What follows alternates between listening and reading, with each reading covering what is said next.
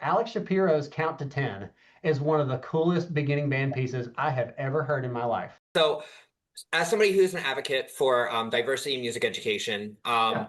what steps do you believe are essential for promoting inclusivity in band literature? So, like trying to include more diversity.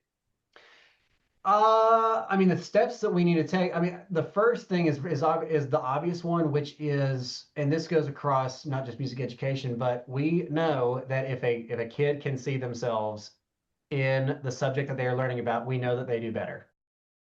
We know we are talking about just music as a whole, thinking that we're introducing that to our students, but also let's also remember too that with our repertoire, one of the best things that we can be doing is commissioning new music for this level from the composers that we want our students to see.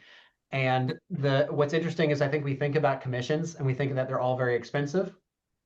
And I do truthfully think that the consortium model is a very popular one. I know there are composers who have written beginning band pieces where they just said everybody pitch in $100 and you get a copy of the music ahead of time. I mean, when you truthfully think about it, that's not too much more money than it is to buy a piece of music. Commissions and consortiums are gambles a little bit because you don't know what the piece is going to be. That's also one of the exciting things too.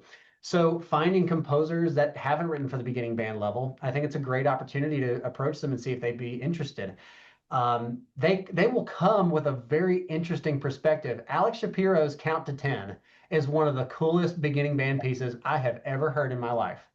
And I Mhm. never would have thought of it. But also, again, back to we put ourselves in a box. Why can't we know we've taught them what time signature is. We can do 1 4 1 2, or sorry, 1 4 2 4 3 4 4 4 5 4. Like those time signatures, that's such a cool concept. That's such a cool Mhm. concept. So you might find a composer who's never written for beginning band before, and they will come up with a gem like that. Mhm. And we all benefit from that because it's not just the commissioning groups, because if that piece will go on and have a life, that's really profound. So it's truly, not only does it impact our students, but our repertoire gets better. The quality of the repertoire gets better because of that. And I'm just again, a count to 10 is just the first one that came to mind. And there's many other examples, but like it's just absolutely brilliant. So, I Mhm. think those are just two big things. Let's get outside of our box of just thinking it's about the composers that we play, but also are we just being a well-rounded person ourselves and making our class about music, not just band, so to speak. But also, let's also be commissioning some new works. It's not that expensive.